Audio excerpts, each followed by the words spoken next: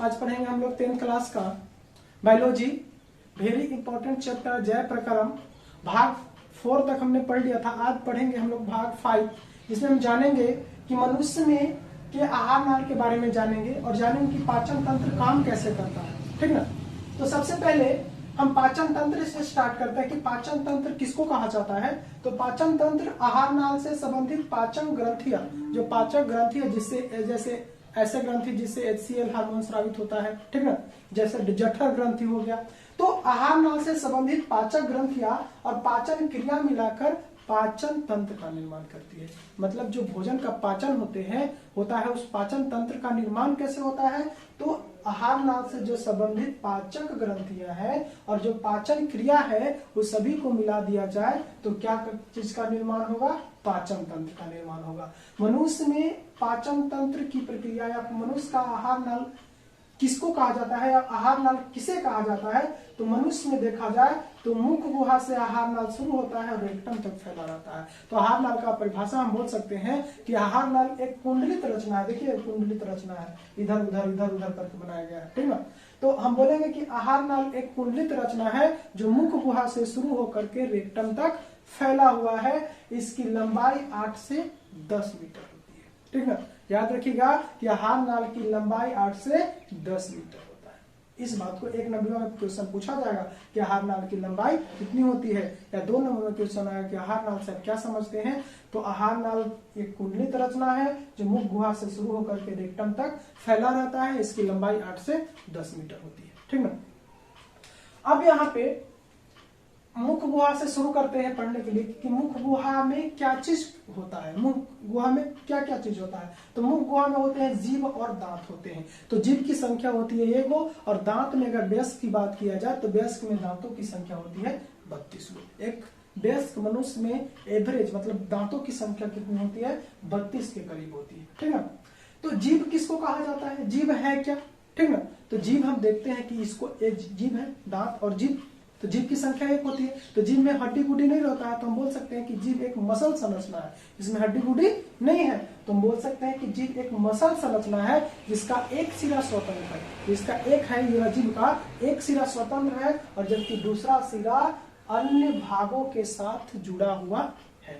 जीभ किसको कहा जाता है। तो जीभ एक मसल संरचना है जिसका एक सिरा तो स्वतंत्र होता है जबकि दूसरा सिरा किसी अन्य भाग से, ठीक ना, मुख के किसी अन्य भाग से जुड़ा हुआ रहता है, ठीक ना। इसमें छोटे छोटे अंकुर होते हैं उभार जीभ में, ठीक ना। उसको कहा जाता है स्वाद कलिका। स्वाद कलियां भी कहा जाता है क्योंकि वह स्वाद का अनुभव कराती है कि कौन खट्टा है कि मीठा है कि तीता है, ये सब का अनुभव कराने का काम करती है स्वाद कलिका। तो यहाँ पे जो जीभ का फिगर बनाया गया है, टंग जिसको बोला जाता है, तो टंग का देखिए ये वाला सिरा स्वतंत्र है और ये वाला जुड़ा हुआ है। इसमें ऊपर छोटे छोटे अंकुर है जिसको कहा जाता है स्वाद कलिका है। सबसे जो बाहर वाला जिनका बाहर वाला भाग है, जो बाहर वाला कलिका है, वह मीठा और नमकीन का अनुभव कराती है। उससे अंदर जाए तो खट्टा का अनुभव कराती है और बीच वाला नमकीन का, और जो सबसे लास्ट वाला स्वाद कलिका है वो अनुभव कराती है तीखा का। इसलिए जब हम भोजन करते हैं तीखा चीज अगर मिर्चाई खाते हैं तो थोड़ा देर बाद हमको अनुभव होता है कि तीखा है। क्यों, क्योंकि जो स्वाद कलिका अनुभव जो तीखा का कराती है वह कहाँ है, जीभ के अंदर साइड है। इसलिए तीखा का अनुभव हम लोग को थोड़ा सा देर में होता है जबकि मीठा का अनुभव हम लोग तुरंत कर लेते हैं। तो जीभ की संख्या कितनी होती है, 1 होती है। कहाँ जीभ में जब बाहरी हिस्सा मीठा अनुभव कराता है, बीच वाला मीठा वाला के बाद खट्टा और खट्टा के बाद नमकीन और सबसे अंदर वाला स्वाद कलिका है वो हमको तीखा का अनुभव कराती है। अब यहाँ पे आता है कि दांत किसको कहा जाता है। दांत कितने प्रकार के होते हैं। तो दांतों की संख्या वयस्क में देखा जाए तो 32 हो जाता है, जबकि जब छोटा रहता है 18 वर्ष से नीचे होता है तो उसकी संख्या लमसम 28 होती है और 28 के बाद बढ़ता जाता है और 30-32 तक के बाद उसको 28 दांत हो जाते हैं, सॉरी 32 दांत हो जाते हैं। लेकिन जब एक दूध का दांत होता है कि वो टूट जाता है जन्मने के बाद तो उसकी संख्या 20 होती है। दूध के दांत की संख्या होती है 20, ठीक ना। यह जो दांत है वह टूटता है और टूटने के बाद नया उगता है। तो 20 दांत को कहा जाता है ऐसे दांत जो टूट करके फिर से जमते हैं, ठीक ना। तो ऐसे दांत को दूध का दांत कहा जाता है जो टूट गया है। अब यहाँ पे जो दांत के प्रकार है 4 प्रकार, ये चारों प्रकार को क्या क्या नाम है, ठीक ना। तो सबसे पहला जो प्रकार जो आगे वाला दांत है उसको कहा जाता है इंसाइजर। यह काम करता है हमको काटने का, कोई चीज को काटना है, ठीक ना, ठीक, आलू को काटना है या कोई चीज को काटना है, आलू खाते होंगे तो देखे होंगे, या सब्जी उब्जी कोई चीज, चना उना चना तो नहीं काटेंगे, खीरा हो गया, तरबूज हो गया, तो काटने का काम करते हैं हम लोग आगे वाला दांत से। तो इसको कहा जाता है कि काटने का काम करता है इंसाइजर, ठीक है। फाड़ने का काम, उख गन्ना वन्ना चीबे होंगे तो देखोगे कि जब भी फाड़ते हैं तो इधर से लगा के फाड़ते हैं, क्यों? क्योंकि फाड़ने वाला जो दांत है, कैनाइन है, वो क्या होता है? फाड़ने का काम करता है। तो किसी किसी का कैनाइन बढ़ जाता है तो वो बाहर निकल जाता है, जैसे चुड़ैल उड़ल देखे होंगे कार्टून में कि उसका दांतवा बाहर निकल रहता है, ठीक ना। तो कौन सा दांत निकल जाता है? कैनाइन निकल जाता है। उसके बाद आता है मोलर। मोलर काम करता है पीसने का काम करता है, और प्रीमोलर पीसे के साथ साथ चबावे का काम करता है। तो दांत के 4 प्रकार है, इंसाइजर काटे के काम, कैनाइन फाड़े के काम, मोलर पीसे चबाव के, और प्रीमोलर भी पीसे और चबावे के ही काम करता है। इतना बात को याद रख लीजिएगा। दूध के दांत की संख्या होता है 20। अब यहाँ से हम 32 गो दांतवा में से एक दांतवा को उठा करके यहाँ पे हम फिगर बनाते हैं, ठीक ना। अब फिगर के जो फिगर एक दांत है उसके 3 भाग होते हैं। एक होता है सबसे ऊपर, एक होता है बीच वाला, और जो मसूरवा में वो धंसल होता है तो मोलर होता है। तो सबसे ऊपर वाला होता है उसको कहा जाता है सिर, और बीच वाला कहा जाता है गर्दन, और जो नीचे धंसल रहता है उसको कहा जाता है जड़। जनरल भाषा में देखा जाए तो जब सबसे ऊपर है सिर है, बीचवा में कुछ है गर्दन है, और जो जड़े धंसल है जमीनवा में, मान लो मसूरवा में धंसल है, जिसे जमीनवा में धंसल का जड़ कहते हैं, उसी मसूरवा में धंसल का कौन कहा जाता है? जड़। तो याद रखिएगा कि दांत के 3 भाग होते हैं, सिर, ग्रीवा, जड़। सबसे ऊपर वाला को सिर, बीचवा वाला के ग्रीवा, और सबसे नीचवा वाला के जड़। एक दांत के 3 भाग से घिरा हुआ रहता है। सबसे ऊपर रहता है दांतवा को, उसको वह रहता है इनामेल। अब इनामेल क्या चीज है? तो दांत या हमारे शरीर के सबसे कठोर पदार्थ जो क्या है? इनामेल है, दांत का इनामेल। एक से कठोर कोनो चीज नहीं है। तो याद रखिएगा कि हमारे शरीर में सबसे कठोर पदार्थ क्या है? दांत का इनामेल है, हड्डियों से ज्यादा मजबूत है। अब इनामेल के नीचवा एक परत रहता है जो इनामेल से क्या होता है? कमजोर होता है, जिसको कहा जाता है डेंटाइल कहा जाता है। और डेंटाइल से भी नीचे एक होता है गुदा टाइप के, जिसको कहा जाता है मजगुहा। तो याद रखिएगा कि एक दांत के 3 भाग होते हैं। 3 भाग में बांटा, ऊपरी वाला के सिर, बीच वाला के ग्रीवा, नीचे वाला के जड़। अब परत भी 3 परत से बनता है। ऊपरी वाला जो परत रहता है उसको इनामेल कहा जाता है, जो शरीर का सबसे मजबूत पदार्थ है। उसके बाद डेंटाइल है। डेंटाइल क्या है? इनामेल के नीचे वाले परत को डेंटाइल कहा जाता है, डेंटाइल के नीचे वाला के मजगुहा कहा जाता है। एक बार उल्टी चलते हैं तो मजगुहा के ऊपर वाला के डेंटाइल, और डेंटाइल के ऊपर वाला के इनामेल कहा जाता है। जब चॉकलेट टुकलेट जाते खाते हैं ना, तो यही वाला जो ऊपर वाला जो इनामेल होता है वह खत्म हो जाता है, खराब हो जाता है, इन्फेक्शन होकर खराब हो जाता है। उसके जब ही खराब हो जाता है तो डेंटाइल खराब हो जाता है। उसके बाद जब भात के कण होते हैं, जो कण होते हैं खाना के कण, वो आकर के यहीं पे बैठ जाते हैं मजगुहा पर। और मजगुहा पर जब बैठते हैं ना, तो जो दांतवा के नसवा है पर जब पड़ता है चवलवा तो बड़ा कष्ट होता है, ठीक ना। तो ये बात को याद रख लीजिएगा कि दांत को सफाई अच्छे से करें, नहीं तो ये वाला ज्यादा मीठा खाने का शौकीन नहीं है तो ये वाला घिसेगा, उसके बाद डेंटाइल घिसेगा, उसके बाद फोड़रा हो जाएगा, जिसको देहाती में कहते हैं फोड़रा हो गया। फोड़रा कैसे हो गया? दांत साफ नहीं किया, ऊपर जम गया है, यहाँ पे जम गया मीठा उठा, उसके संक्रमित हो गया। उसके बाद धीरे धीरे क्या हो गया कि खत्म हो गया, टूट गया। टूटने के बाद क्या हो गया कि दांत की जब नस से होता है तो नसों में जाकर टच करेगा तो हमको कष्ट हो जाता है, तो कोई चीज कोई व्यक्ति को कष्ट होता है तो क्या किया जाता है कि डॉक्टर क्या करता है कि ये वाला जो नसवा था ये वाला पूरा के निकाल करके भर देता है, ठीक ना। दांत बनवाया जाता है, जनरली यही होता है। अब उसके बाद आता है कि लार ग्रंथि। तो मुख गुहा में, मनुष्य के मुख गुहा में, जो मुख गुहा है उसमें लार ग्रंथि की संख्या 3 जोड़ी होती है। 3 जोड़ी कहने का मतलब 6 गो।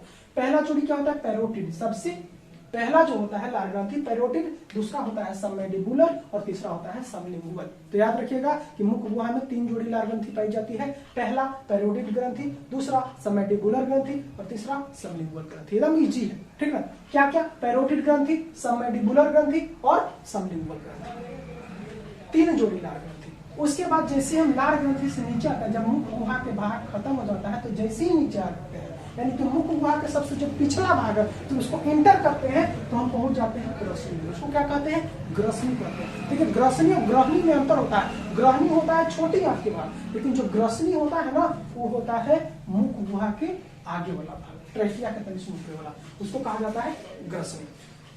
तो इस चीज को याद रखिएगा कि मुख गुहा का पिछला भाग क्या कहलाता है? ग्रसनी कहलाता है। और ग्रसनी में दो वो क्या होते हैं, द्वार होते हैं, एक होता है निगल द्वार और दूसरा होता है कंठ द्वार। जो निगल द्वार होता है वह आहार नाल के अगले भाग किसमें खुलता है, ग्रास नली में खुलता है, ग्रास नली में। और जो कंठ द्वार होता है वह श्वास नली में खुलता है। और कंठ द्वार में एक चौड़ी पट्टी जैसी संरचना होती है जिसको एपिग्लोटिक्स कहा जाता है। एपिग्लोटिक्स भैया ये क्या काम करता है, तो एपिग्लोटिक्स क्या करता है कि अगर यह ढक्कन के आकार का होता है, ढक्कन का काम करता है कि अगर चावल आ रहा है या भोजन आ रहा है तो उसको भेज देता है अमाशय में, अगर सांस आ रहा है तो उसको भेज देता है फेफड़ा में। तो भेजने का काम करता है एपिग्लोटिक्स, गार्ड की तरह काम करता है कि अगर हाँ भोजन आ रहा है तो इधर चल जाइए, और अगर आपके पास सांस आ रहा है तो उसको भेजने का काम करता है फेफड़ा में। यही काम करता है एपिग्लोटिक्स। तो याद रखना कि ग्रसनी के दो भाग, या कि ग्रसनी में दो छिद्र, एक निगल द्वार दूसरा कंठ द्वार। निगल द्वार आहार नाल के अगले भाग ग्रास नली में खुलता है, जबकि कंठ द्वार श्वास नली में खुलता है। कंठ द्वार में एक पट्टी जैसी संरचना होती है जिसको कहा जाता है एपिग्लोटिक्स। और एपिग्लोटिक्स के कार्य बता दिए, एपिग्लोटिक्स करता कुछ है, तो एपिग्लोटिक्स क्या करता है, ढक्कन के आकार का होता है, अगर भोजन आ रहा है तो उसको भेज देता है अमाशय में, और अगर कहीं हवा आ रहा है तो उसको भेज देता है फेफड़ा में, ठीक ना। अब आगे चलते हैं कि मेरे पास तो हम जान लिए कि जीभ किसको कहा जाता है, दांत किसको कहा जाता है, लार ग्रंथि, मुख गुहा। मुख गुहा का बात हो रहा है कि मुख गुहा में लार ग्रंथि 3 जोड़ी होती है। उसके बाद ग्रसनी किसको कहा जाता है, और ग्रसनी में जब भोजन यहाँ पे आता है तो याद रखिएगा एक बात कि भोजन का पाचन वो भोजन का पाचन होता है वह मुखे गुहा में शुरू हो जाता है। जो भोजन का पचने की क्रिया होती है वो मुखवे में शुरू हो जाता है। इसलिए ऑप्शन में आता है कि भोजन का पाचन कहाँ से शुरू हो जाता है, पहला मुख गुहा की श्वास नली की अमाशय की छोटी आंत की बड़ी आंत। तो आपको हड़बड़ाना नहीं है, मुख गुहा में ही भोजन का पाचन स्टार्ट हो जाता है, खत्म नहीं होता है, स्टार्ट होता है। तो अब भोजन यहाँ पे आता है, लार से जब समा जाता है तो वह गीला हो जाता है, ठीक ना। और गीला होने के बाद क्या होता है कि वह धीरे धीरे उसमें से संकुचन होता है और शीतलन होता है। संकुचन का मतलब यहाँ पे सिकुड़ाव होता है और शीतलन का मतलब फैला होता है। तो संकुचन और शीतलन जब होता है तो भोजन के कण एक जगह से दूसरी जगह जाते हैं। तो इस जो प्रक्रिया है ये प्रक्रिया के कहा जाता है क्रमाकुंचन। कुछ कहा जाता है क्रमाकुंचन कहा जाता है कि संकुचन और शीतलन के द्वारा जब ग्रास नली में भोजन के कण जाते हैं तो एक जगह से दूसरी जगह जाते हैं और इस प्रक्रिया को कहा जाता है क्रमाकुंचन, ठीक ना। अब आते हैं कि जब भोजन यहाँ से होते हुए कहाँ आ गया, अमाशय में आ गया, ठीक ना। तो याद रखिएगा कि अमाशय में 3 घंटा से 4 घंटा तक भोजन यहाँ पे रहता है, ठीक ना।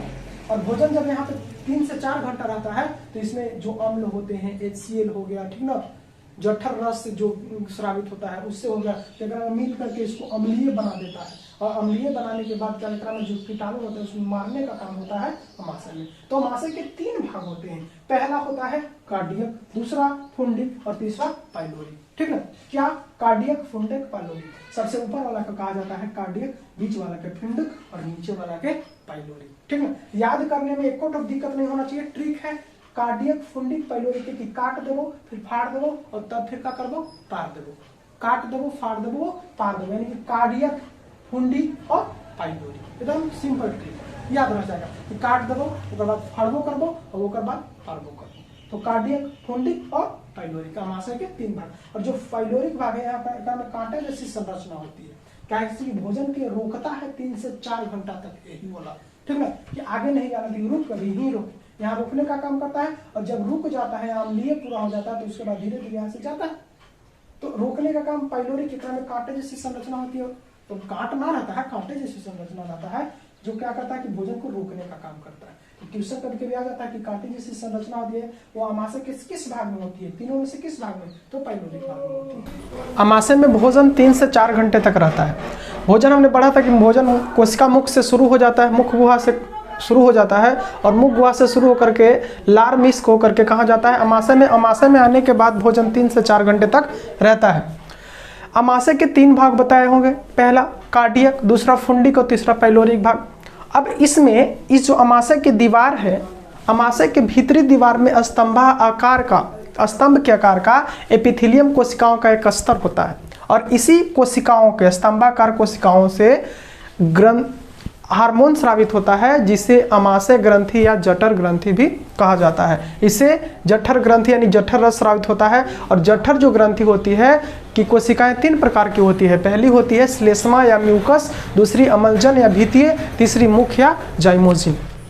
तो कहने का मतलब कि जो जठर ग्रंथि की कोशिकाएं हैं वो 3 प्रकार की कोशिकाओं से मिलकर बनती है। पहले श्लेष्मा या म्यूकस कोशिकाओं से, दूसरा अम्लजन या भित्तीय कोशिकाओं से, तीसरा मुख या जाइमोजिन कोशिकाओं से। जो जठर रस होता है, जठर ग्रंथि से जो रस निकलता है उस रस को कहा जाता है जठर रस। और एक दिन में जठर रस स्राव होता है 3 से 4 लीटर। लगभग 3 लीटर जठर रस एक दिन में स्रावित होता है। तो जठर रस में क्या क्या होता है? तो जठर रस HCl होता है, म्यूकस या श्लेष्मा होता है तथा निष्क्रिय पेप्सिनोजेन होता है, जिसको सबको मिला जुला रूप को कहा जाता है जठर रस। तो म्यूकस और श्लेष्मा, तो म्यूकस और श्लेष्मा से स्रावित होता है। अम्लजन या भित्तीय से स्रावित होता है HCl, और इससे स्रावित होता है निष्क्रिय पेप्सिनोजेन। तो क्या करता है HCl का काम क्या करता है कि भोजन में जितने जो कीटाणु होते हैं उनके मारने का काम करता है HCl, ठीक ना। अगर HCl ना रहेगा तो भोजन में जो कीटाणु है वह नहीं मर पाएंगे। तो कभी कभी क्या होता है कि HCl ज्यादा मात्रा में स्रावित होता है। तो ज्यादा मात्रा में जब स्रावित होता है तो वही ढकार आने लगता है, खट्टा वाला, ठीक ना, एसिडिटी जिसको कहा जाता है। अच्छा, एक क्वेश्चन आ जाता है कि अगर जब हम खाते हैं कोई चीज़, मछली खाते हैं या फिर चिकन खाते हैं, तो HCl उसको गलाने का काम करता है, सड़ाने का काम करता है। तो हमारा जो अमाशय है वह भी तो कहीं ना कहीं मांस का ही बना हुआ था, तो इसको नुकसान क्यों नहीं पहुंचाता है? अमाशय को नुकसान क्यों नहीं पहुंचाता है? क्वेश्चन कभी कभी आता है। क्योंकि जो म्यूकस है, श्लेष्मा है, वो HCl को सट ही नहीं देता है अमाशय के दीवार तक, उसको अलग रखता है कि अलगे रहो। एकरा में अगर इस सटेगा तो क्या हो जाएगा, सटेगा तो इसको प्रभावित कर देगा। इसलिए म्यूकस या श्लेष्मा के परत रहता है, उसके बाद HCl का परत रहता है, ठीक ना। अगर ज़्यादा HCl स्रावित होता है, कभी कभी क्या होता है कि हमारे शरीर में ज़्यादा HCl बनने लगते हैं, और ज़्यादा HCl बनेगा तो भी खतरनाक है। तो क्या हो जाता है कि कहीं कहीं अमाशय के भीतरी दीवार पे फोड़ा जैसा घाव हो जाता है, जिसको कहा जाता है अल्सर कहा जाता है। कि अमाशय के दीवार पर ज़्यादा HCl स्रावित होने से घाव होने लगते हैं, जिसको कहा जाता है अल्सर कहा जाता है, कि अल्सर हो गया है, ठीक ना।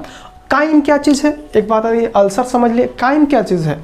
तो जब यहाँ से भोजन निकलता है ना, तो भोजन का स्वरूप छोटी आंत तक आते आते लोई की तरह होता है, जिस प्रक्रिया को या उस स्वरूप को कहा जाता है काइम। कि भोजन किस अवस्था में बदल गया?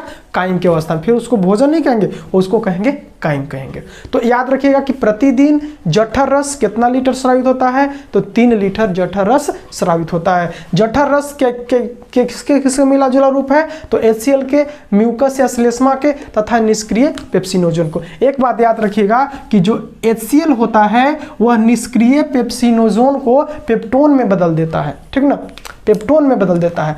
अब यहाँ पे आता है कि जब यहाँ पे भोजन यहाँ से अमाशय से छोटी आंत में प्रवेश करता है तो छोटी आंत की लंबाई कितना होता है? हम बताए थे कि पूरा आहार नाल होता है, उसकी लंबाई होती है 8 से 10 मीटर, लेकिन छोटी आंत की लंबाई होता है 6 मीटर। 10 मीटर में 6 मीटर छोटी आंत होता है, और इसका चौड़ाई होता है 2.5 सेंटीमीटर। तो याद, एक बात याद रखिएगा कि हमारे आहार नाल के सबसे लंबे भाग कौन सा है? तो सबसे लंबा भाग है छोटी आंत, क्योंकि इसका जो लंबाई है वो 6 मीटर है।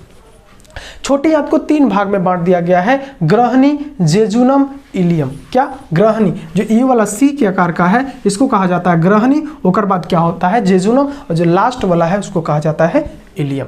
तो ये बात को याद रखिएगा कि छोटी आंत के 3 भाग, ग्रहणी, जेजुनम, इलियम। देखो, ग्रसनी और ग्रहणी में अंतर है। हम बताए थे कि ग्रसनी होता है, वो क्या होता है कि मुख गुहा का पिछला हिस्सा को ग्रसनी कहा जाता है, और ग्रहणी किस चीज का भाग है? तो छोटी आंत का भाग कौन सा है? ग्रहणी है, ठीक ना। एक बात और याद रखिएगा कि पाचन की क्रिया छोटी आंत में पूर्ण हो जाती है। जो पचने का जो प्रोसेस होता है वह छोटी आंत में समाप्त हो जाता है, पचने का प्रोसेस। और यहाँ पे छोटी आंत में भिलाई रहते हैं, अंगुरी आकार का संरचना होता है, जो उसमें से पोषक पदार्थों को अवशोषित करते के रक्त में मिला देता है। अवशोषित करने का काम भी छोटी आंत में होता है, और पाचन की क्रिया पूरा रूप से छोटी आंत में होता है, ठीक ना। तो ये बात कभी कभी पूछ देता है कि पाचन की क्रिया कहाँ समाप्त होती है? छोटी आंत में। और पाचन की क्रिया कहाँ शुरू होती है? तो शुरू बताए थे कहाँ होती है? मुख गुहा में होती है, ठीक ना। अब यहाँ से छोटी आंत के बाद चलेंगे यकृत क्या चीज़ है। देखिए ये जो लाल वाला भाग है यह यकृत है, ठीक ना, ये लाल वाला यकृत क्या है, इसका वजन होता है 1.5 kg से 2 kg, किसी किसी में 1.5 kg और किसी किसी में 2 kg, औसतन 1.5 से 2 kg तक होता है, ठीक ना। इसमें अनेक पालिकाएं होती है, बहुत से पालिकाएं होती है जिसमें से जठर रस का स्राव होता है, ठीक ना। शरीर के सबसे बड़ी ग्रंथि होती है यकृत, इससे बड़ी ग्रंथि हमारे शरीर में नहीं है। तो कभी कभी क्वेश्चन आ जाता है कि हमारे शरीर की सबसे बड़ी ग्रंथि को क्या कहते हैं, यकृत कहते हैं। यकृत का वजन कितना होता है, तो 1.5 से 2 kg के लमसम होता है, ठीक ना। पीत रस का जो स्राव होता है, पीत रस का स्राव यकृत से ही होता है। पीत रस का जो स्राव होता है, जो स्रावित होता है पीत रस, भोजन में पीत रस किसके द्वारा मिलता है, तो यकृत से ही पीत रस का स्राव होता है। लेकिन एक बात यहाँ पे कंफर्म रखिएगा कि पीत रस जमा कहाँ रहता है, तो पीत रस जमा रहता है पित्ताशय में, लेकिन स्रावित होता है यकृत से। ये भी क्वेश्चन है कि पीत रस कहाँ पे रहता है संचित, तो पित्ताशय में संचित रहता है, ठीक ना। यकृत पित्त रस का स्राव कहाँ से होता है, तो पित्ताशय से नहीं होता है, यकृत से होता है। पित्त है क्या, पित्त क्या चीज है, तो पित्त हरा रंग का क्षारीय द्रव है, यह अम्लीय नहीं है, क्षारीय द्रव है और रंग इसका कैसा है, हरियर है। क्या करता है कि जब भोजन एकरा में रहता है, अमाशय में भोजन, तो अम्लीय हो जाता है, तो अम्लीय को यह क्षारीय बना करके पाचन की क्रिया करने के लिए उसको छोटी आंत में भेज देता है।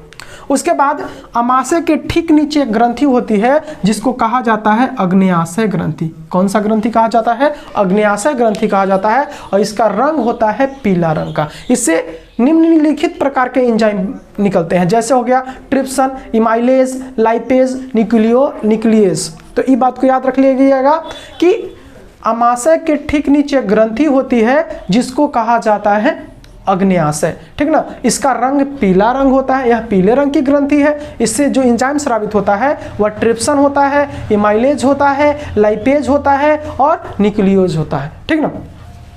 उसके बाद आता है कि यहाँ से भोजन जब इसमें सब एंजाइम मिल गया तो एंजाइम से मिल करके यहाँ पे पाचन की क्रिया संपन्न हो जाता है, और जो पोषक पदार्थ होते हैं यहीं से भिलाई के द्वारा अवशोषित कर लिए जाते हैं, और अवशोषित जब पाचन की क्रिया पूरा हो जाता है तो यहाँ से बड़ी आंत में ट्रांसफर हो जाता है। तो बड़ी आंत के भी 2 भाग में बांट दिया गया है, कोलन और मलाशय। मलाशय कहिए या रेक्टम कहिए, बातें के है। तो जो इधर वाला भाग है, ये वाला भाग, इसको कोलन कहा जाता है और इसको कहा जाता है रेक्टम, ठीक ना।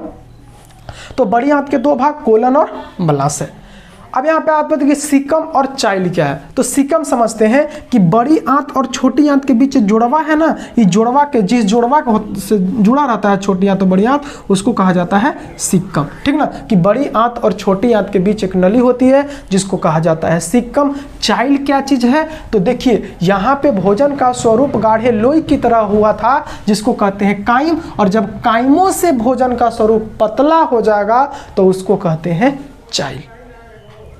इतना बात याद रख लीजिएगा। और ये जो पीला रंग का जो ग्रंथि बनाया है, यह कौन सा ग्रंथि है, प्लीहा है, प्लीहा है, ठीक ना, प्लीहा है। अब यहाँ पे जो भोजन का पाचन हो गया, यहाँ पे जल उल का अवशोषण हो जाएगा, और अवशोषण होने के बाद जो भोजन अपचा भोजन बच गया वह रेक्टम में संचित रहता है, और यहीं से समय समय पर शरीर के समय समय पर मल द्वार के रास्ते बाहर निकाल दिया जाता है। यही प्रोसेस है पाचन क्रिया। पाचन तंत्र कैसे होता है, तो सबसे पहले मुख गुहा, मुख गुहा से ग्रसनी, ग्रसनी से होकर के अमाशय में, अमाशय से बाद इसका में फिर ये इसमें से एंजाइम मिलेगा, और एक में से पीत रस मिलेगा, और अम्लीय से क्षारीय बनाएगा, क्षारीय बनाने के बाद छोटी आंत में आएगा, और छोटी आंत में से बड़ी, छोटी आंत में पाचन की क्रिया पूरा हो जाएगा, वहाँ से अवशोषण की क्रिया भी पूरा हो जाएगा, तो बड़ी आंत में आएगा, और बड़ी आंत में अवशोषण होता है जल का, जल अवशोषण हो जाएगा, और जो अपचा भोजन है वह रेक्टम में संचित रहता है, और यहाँ से समय समय पर वह शरीर से बाहर निकाल दिया जाता है। तो यह जो पूरा प्रोसेस है यह मनुष्य के आहार नाल के बारे में है कि उसमें पाचन की क्रिया कैसे होता है, ठीक ना। तो एक बार इसको स्क्रीनशॉट ले लीजिएगा, ठीक ना। हम आशा करते हैं कि आपको ये वीडियो अच्छा लगा होगा। अगर अच्छा लगे तो वीडियो को लाइक, सब्सक्राइब एंड कमेंट करते रहिए। थैंक यू वेरी मच, और दोस्तों के साथ शेयर भी करते रहिए।